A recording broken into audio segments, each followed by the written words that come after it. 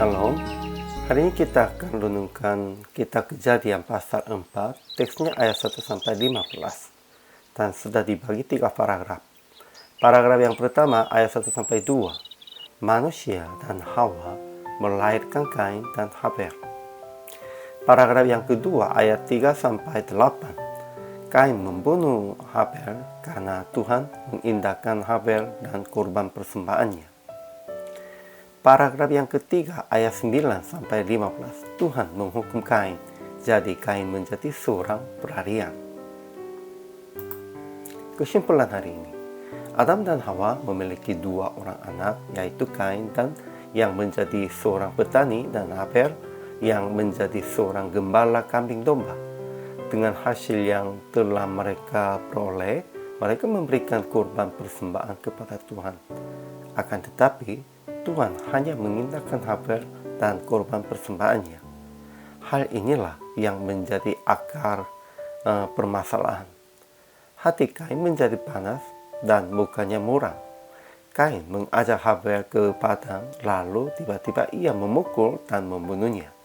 Ketika Tuhan berfirman kepada Kain, menanyakan keberadaan adiknya, Kain pun berbohong. Akhirnya Tuhan menghukum Kain, yaitu apabila Kain mengusahakan tanah, maka tanah itu tidak akan memberikan hasil sepenuhnya lagi, dan ia akan menjadi seorang pelarian dan pengembara di bumi.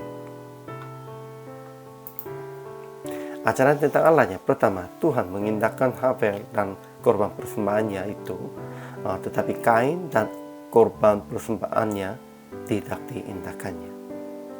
Kedua, ketika hati Kain menjadi sangat panas, Tuhan berfirman kepada Kain, "Mengapa hatimu panas dan mukamu muram?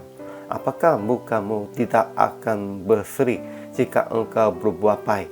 Tetapi jika engkau tidak berbuat baik, dosa sudah mengintip di depan pintu. Ia sangat menggoda engkau, tetapi engkau harus berkuasa atasnya." Ketiga, setelah Kain membunuh Habel, Tuhan menghukum Kain dengan menjadi seorang pelari dan menaruh tanda pada Kain supaya Kain jangan dibunuh oleh barang siapapun, dan berkata, barang siapa yang membunuh Kain akan dibalaskan kepadanya 7 kali lipat. Ajaran tentang manusianya, pertama, manusia bersetubuh dengan Hawa dan melahirkan Kain dan Habel. Kemudian Habel menjadi gembala kambing domba, Kain menjadi petani. Kedua, Kain dan Habel mempersembahkan kepada Tuhan, tetapi Tuhan mengindahkan Habel dan persembahannya saja. Jadi Kain menjadi panas, dan akhirnya Kain membunuh Habel di padang. Ketiga, pada saat Tuhan memanggil Kain dan mencari Habel, Kain berkata, "Aku tidak tahu apakah aku menjaga adikku." Tetapi darah Habel berteriak kepada Tuhan dari danau. Keempat, Kain berkata kepada Tuhan, "Hukumanku itu lebih besar daripada yang dapat kutanggung." Dan dia khawatir akan dibunuh oleh barang siapa yang akan bertemu dengan dia. Sekalipun dia membunuh adiknya, dia juga khawatirnya dibunuh. Demikian itu. Jadi aplikasi hari ini, pertama, beranak cucu sesuai dengan perintah Tuhan yang berkembang di muka bumi. Habel, Kain, dan nanti juga sudah lahirnya Set, dan seterusnya juga mereka turun-temurun mereka beranak cucunya. Kita juga harus usahanya tentang itu. Dan kedua, jangan iri hati dan jangan membandingkan dengan orang lain, baik secara jasmani maupun secara rohani.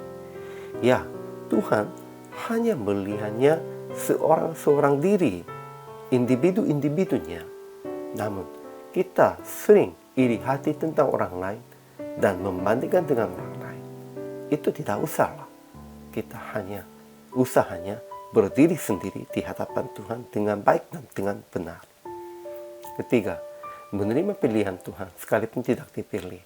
dan lebih usaha supaya menjadi yang baik di mata Tuhan. Pentingnya itu, kalau sekarangnya tidak baik, kita harus usaha aja. Kalau begitu Tuhan pasti akan menerima kita juga. Ini penting. Tuhan tidak membeda-bedakan siapapun.